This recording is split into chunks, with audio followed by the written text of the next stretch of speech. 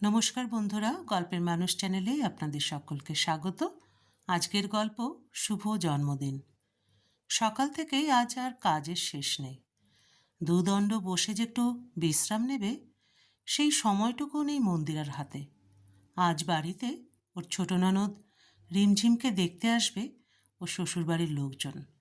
তাই এই রায়বাড়ির বউ হিসাবে সব দায়িত্ব একলা মন্দিরার কাঁধে। সকালে উঠে স্নান সেরে মেয়ে তুলিকে ঘুম থেকে উঠিয়ে তাকে দুধ কর্নফ্লেক্স খাইয়ে বাড়ির সকলকে চা দিয়ে নিজেও চায়ের কাপে কোনো রকমে 2-4 চুমুক চা খেয়েই ছোটে রান্নাঘরে। কারণ রান্নাবান্নার পুরো দায়িত্ব এখন মন্দিরের ওপর। জলখাবারে লুচি, আলুর দম, ঘুগনি, পায়েস এসব বানাতে হবে। আর তারপরে আছে দুপুরের খাওয়া দাওয়া।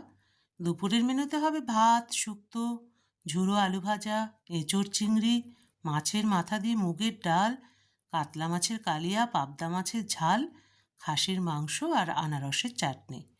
এই সব কটা রান্না একলা মন্দিরা করবে।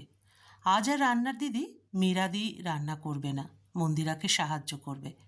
মীরাদি অনেক বছর হলো এই রায়বাড়িতে রান্না করছে। স্বভাবতই এই বাড়ির মানুষগুলোকে খুব ভালো করে চিনে গেছে।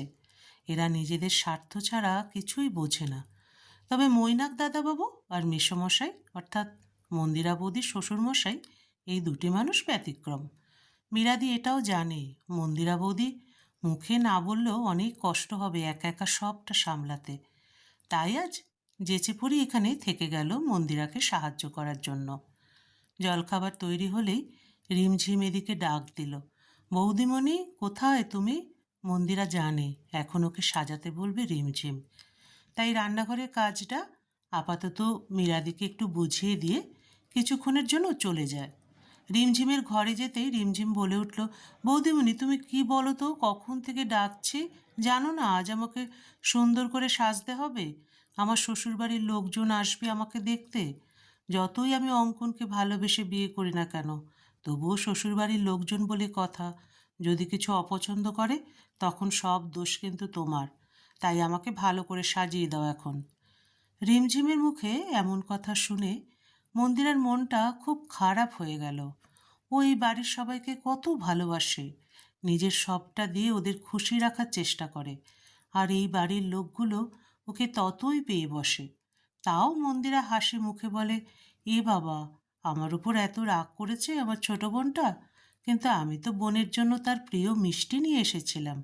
তারপর হাতের মধ্যে লুকোনো বাটিটা দেখে রিমঝিম প্রায় লাফিয়ে ওঠে। ক্ষীর কদম বলেই মন্দিরাকে জড়িয়ে ধরে বাটিটা ওর হাত থেকে নিয়ে মিষ্টি মুখে পুরে দেয়।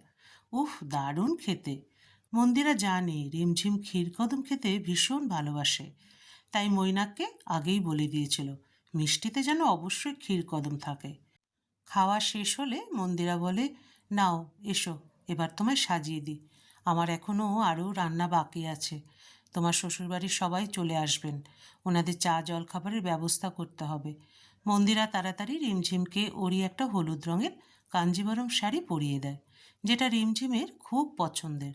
ও নাকি বিয়ের পর বৌদির এই শাড়ি নিয়ে যাবে শ্বশুরবাড়ি। শাড়ি পরিয়ে সুন্দর করে ওকে সাজিয়ে দিয়ে মন্দিরা চলে যায় রান্নাঘরে। সেখান থেকে 1 বোতল জল নিয়ে চলে যায় শাশুড়ি মায়ের ঘরে। মা, আপনার ওষুধ খাওয়ার সময় হয়ে গেছে, এই নিন জল, খেয়ে নিন ওষুধটা। বাড়ির কর্ত্রী হিসাবে এবং মন্দিরার শাশুড়ি হিসাবে যতটা কঠিনভাবে বলা যায় তার থেকেও দ্বিগুণ মেজাজে শাশুড়ি সুচিত্রা দেবী জিজ্ঞাসা করলেন, তা রান্নার কাজ কত দূর এগিয়েছ? আমার মেয়ের শ্বশুরবাড়ির লোক এসে খেতে পাবে তো, নাকি তাদেরও আমার মতো তোমার পথ চেয়ে বসে থাকতে হবে কখন আমার ঘরের বউ জলটা নিয়ে আসে, ওষুধটা নিয়ে আসে? শ্বশুরমশাই সুধাকরবাবু স্ত্রীর এরূপ কঠিন গলার প্রতিবাদে বলে উঠলেন, আহ সুচিত্রা, তোমার সবটাতেই বাড়াবাড়ি। মেয়েটা সকাল থেকে উঠে গোটা সংসারের দায়িত্ব নিজেই সামলাচ্ছে, আর তুমি ঘরে বসে বসে টিভিতে সিরিয়াল দেখা ছাড়া বাড়ির কোন কাজটা করো যে ওকে ওর দায়িত্বের কথা মনে করাচ্ছ? আমার তো মনে হয় বয়সের দোষে শুধু তোমার চুলগুলোই পেকেছে। রিমঝিম তো তোমারই মেয়ে, মা হিসাবে তোমার কোনো দায়িত্ব নেই আজকের দিনে? বাবা, মা, আপনারা দয়া করে চুপ করুন। আজ এই শুভ দিনে বাড়িতে অশান্তি করবেন না আমার জন্য। আমি সব কাজ সময় মতো শেষ করে দেব। আমি এখন আসি। চোখে জল নিয়ে মন্দিরা ঘর থেকে বেরিয়ে রান্নাঘরের দিকে যেতেই মৈনাক ওর হাতটা ধরে টেনে নিয়ে ওকে ওদের ঘরে নিয়ে এলো। মন্দিরা হতভম্ব হয়ে বলে উঠল, এই কাজের সময় কি করছো বলো তো? আমার অনেক কাজ পড়ে আছে, আমি যাই। মৈনাক ওকে বাধা দিয়ে বলল, মন্দিরা একটু দাঁড়াও, আমার একটা কথা বলার আছে তোমাকে। মন্দিরা ওর বরের হাতটা ছাড়িয়ে দিয়ে বলে, এখন না, রিমঝিমের শ্বশুরবাড়ির লোকজন চলে আসবে, আমার এখন অনেক কাজ বাকি। বলেই হাত ছাড়িয়ে চলে যায় রান্নাঘরে।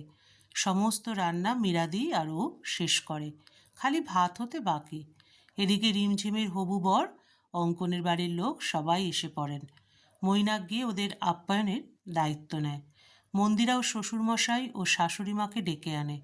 ওনারা বসে গল্প করতে লাগলেন। এদিকে মন্দিরা সবার জন্য লুচি, ঘুগনি, আলুর দম, পায়েস, নানান রকমের মিষ্টি সাজিয়ে নিয়ে আসে সুন্দর করে। মৈনাক সবটা দেখে, তবুও কিছু বলতে পারে না কাউকে। তার একমাত্র কারণ হলো মন্দিরা। হ্যাঁ, মন্দিরা ওকে বলে যে, আমার তো নিজের লোক কেউ নেই, এই বাড়ির মানুষগুলোই আমার সব থেকে আপন মানুষ, তাই ওনারা যদি নিজের মনে করে একটু শাসন করেন তো কি হবে।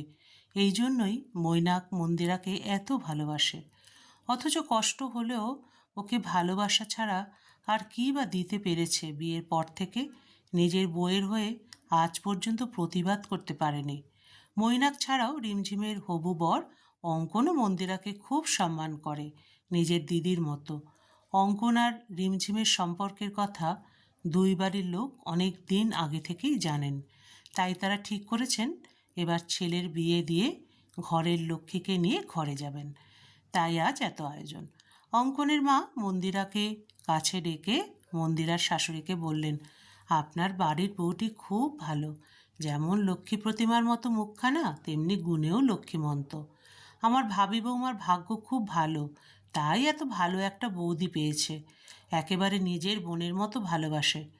সুচিত্রা দেবী গলা চড়িয়ে বলেন, হ্যাঁ, ও আমার বৌমা নয়, আমার মেয়ে। আমার তো 3 মেয়ে, আমিও ওকে একদম চোখে হারাই। বৌমা ছাড়া আমার একটা কাজও হয় না। সবাই যে যার মতো বুঝে নিলেন যে সত্যিটা আসলে কি, তাই কেউ আর বিশেষ কিছু বলল না। এরপর রিমঝিমকে মন্দিরা নিয়ে এলো। অঙ্কন তো রিমঝিমকে দেখে চোখ ফেরাতেই পারছে না। সবাই রিমঝিমকে নিয়ে অনেক কথা গল্পগুজব করলো। এর মাঝে মন্দিরা রান্নাঘরের সব রান্না শেষ করে দুপুরে সবার খাওয়ার ব্যবস্থা করে। তখনও সবাই মন্দিরার হাতের রান্নার প্রশংসায় পঞ্চমুখ। সুচিত্রা দেবীর মুখে হাসি থাকলেও মনটা বিষ হয়ে উঠল। মেয়েকে দেখতে এসে বৌমার গুণগান কোনো মায়ের সহ্য হয়? এক্ষেত্রেও সুচিত্রা দেবীরও তাই হলো।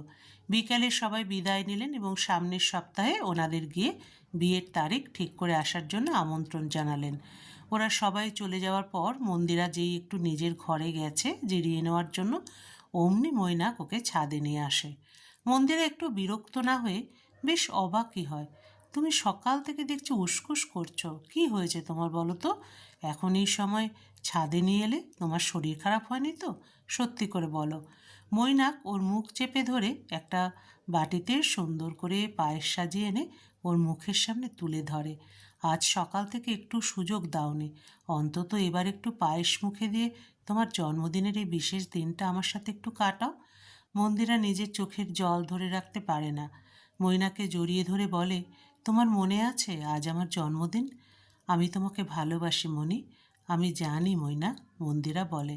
একটু পায়েস মন্দিরাকে খাইয়ে মৈনাক ওর কপালে চুমু দিয়ে বলে, শুভ জন্মদিন মণি। গল্পের সমাপ্তি এখানেই। আবার দেখা হবে পরবর্তী আরেকটি গল্পের সাথে।